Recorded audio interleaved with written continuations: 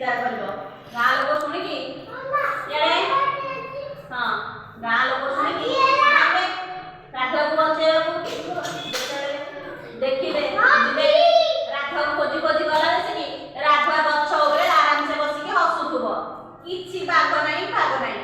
ସେ ମିଛରେ ଖାଲି କହୁଥିବ ବାଘ ବାଘ, ଗଲା ଆସି କିଛି ନାହିଁ। ତେଣୁ ଗାଁ ଲୋକ ପୁଣି ଫେରି ଆସିବେ।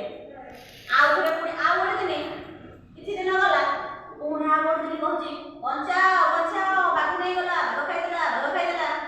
ପୁଣି ପାଟିଗଲା ହେଲା।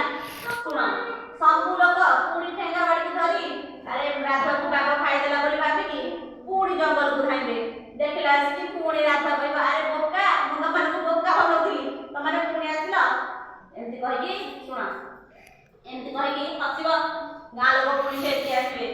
କହିବେ କେଡ଼େ ମିଛୁଆଟେ ରେ, ସଦାବେଳେ ଖାଲି ମିଛ କହିକି ଆମକୁ ଡାକୁଛି।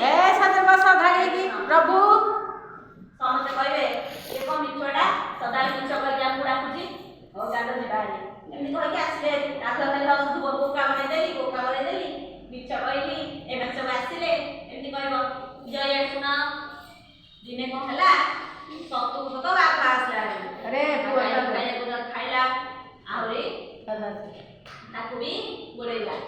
ମିଛୁଆ ରାଧୁଆ, ମିଛ କହୁଥିବା ସେ ଯୋଉ ପୁଅ ତା ନା କ'ଣ ରାଧୁଆ, ସେ ସେଦିନ ସମୟରେ ସେ ସେଦିନ କ'ଣ କଲା, ପୁଣି ଡାକିଲା ବାଘ ବାଘ ବଞ୍ଚାଅ ବଞ୍ଚାଅ। ସେଦିନ କିନ୍ତୁ ସମସ୍ତଙ୍କୁ ଶୁଭାଗଲା ରାଧୁଆ ଡାକୁଛି, କିନ୍ତୁ କେହି ଶୁଣିଲେନି। ସମସ୍ତେ କ'ଣ ଭାବିଲେ, ଏଇଟା ଶୁଣ, ସମସ୍ତେ ଭାବିଲେ ଇଏ ବୋଧେ ମିଛ କଥା କହୁଛି, ଆମେ କାହିଁ ଯାଉଥିବା, ସେ ତ ମିଛରେ ଡାକୁଛି। ଶୁଣ ଶୁଣ, ମିଛରେ କିଏ ଝିଅ ଏଡ଼ାନ, ସେ ତ ମିଛରେ